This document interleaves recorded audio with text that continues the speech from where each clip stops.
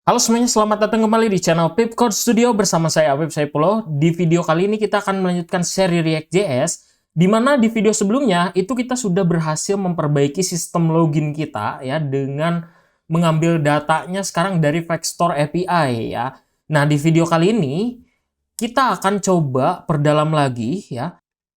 Di mana di sini kalau kita lihat ya, misalkan saya punya halaman yang lain ya, bukan cuman halaman products ini aja. Misalkan saya punya sebuah halaman baru, di sini saya buat user misalkan ya .jsx gitu. Nah, jadi di halaman user ini atau jangan user kita ubah jadi profile biar makin jelas gitu ya. Nah, jadi ada halaman profile gitu di sini.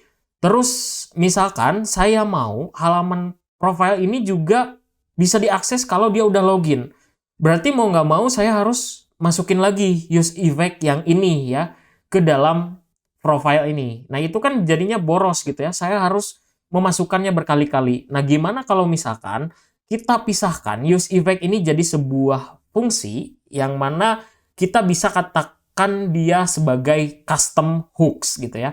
Jadi kalau sebelumnya kita udah kenalan sama use effect, use stat, use ref, itu kan hooks yang dimiliki oleh React gitu ya, atau built-in hooks gitu. Nah, kita juga bisa membuat ya hook sendiri atau user defined hooks gitu disebutnya ya.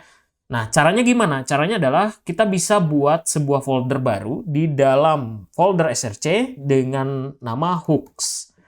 Seperti ini, terus kita bisa buat misalkan namanya adalah use login.tsx. Nah, perlu diperhatikan untuk penamaan, kalau teman-teman mau bikin hooks itu biasakan gunakan use di depannya ya. Apakah bisa tanpa menggunakan use? Bisa aja, tapi aturan penamaannya biasanya itu harus menggunakan kata use untuk membedakan apakah dia function biasa atau dia adalah sebuah hooks gitu ya. Nah, di sini kita bisa coba copy ya, atau mau di-cut juga boleh. Ya, ini kita cut aja dulu. Nah, terus di bagian sini ya, kita coba sekarang export cons. Misalkan di sini berarti use login sama dengan dia adalah sebuah function. Kita paste ke sini ya. Jadi use effect const token local storage get item token ya. Terus di sini mungkin saya bisa buat const username, kemudian set username ya, sama dengan use state. Kita kosongkan seperti ini. Terus di sini get username perlu kita import dari service out service ya. Nah, di sini tokennya udah ya. Nah, seperti ini kurang lebih. Terus kalau ada gitu ya, si username ini nanti dia akan return username. Nah, jadi seperti ini kurang lebih ya. Di products kita bisa panggil sekarang ya, kalau sebelumnya itu seperti ini ya.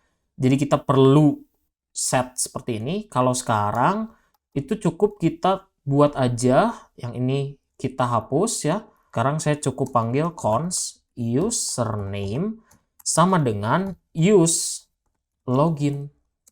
Jangan lupa untuk import ya. Nah, kita coba sekarang refresh.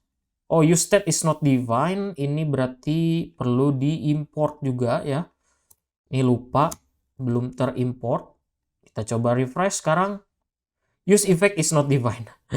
Ini belum diimport juga ternyata ya. Kayak kita refresh sekarang. Nah, karena dia ada username-nya, langsung ditampilkan kalau saya logout ya. Saya coba masuk ke /product sekarang. Products. Nah, dia langsung mental ya, teman-teman. Nah, sekarang ini kan sama aja gitu ya. Terus gunanya buat apa? Tadi saya bikin halaman baru, profile. Di sini misalkan ya, saya define dulu profile, kemudian export default profile gitu ya. Di sini terus saya return misalkan div profile aja gitu ya, atau tambahkan H1 misalkan profile. Nah, terus kita tambahkan di bagian main.jsx ya. Kita tambahkan di sini berarti path/profiles. Kemudian elemennya kita ambil dari profile page ya. Ini berarti harus kita ubah lagi namanya ya. Kita sesuaikan dengan yang lain, dia harus jadi profile page. Biar gak bingung gitu ya. Nah, ini sama. Ini kita import. Oke ya. Sekarang saya mau cek profile. Nah, ini kan bisa diakses nih ya. Sekarang kalau misalkan saya tambahkan aja cukup seperti ini, berarti const username sama dengan use login lagi. Use login, import dari hooks use login. Nah, saya coba sekarang masuk ke profile. Harusnya dia mental, balik lagi ke login. Nah, fungsinya cukup satu. Kita bisa pakai lagi sekarang ya.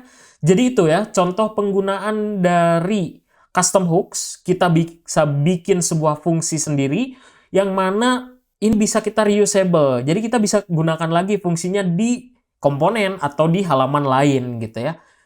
Nah, ini misalkan kalau udah ada username-nya, saya mau tampilkan aja misalkan di sini username _2 username ya. Jadi kita coba login sekarang yaitu yang John D, terus buka. Mungkin teman-teman masih ingat di video sebelumnya, itu kita buka di vectorapi.com/users ya untuk mengambil passwordnya. Ini kita paste ke sini, kita login.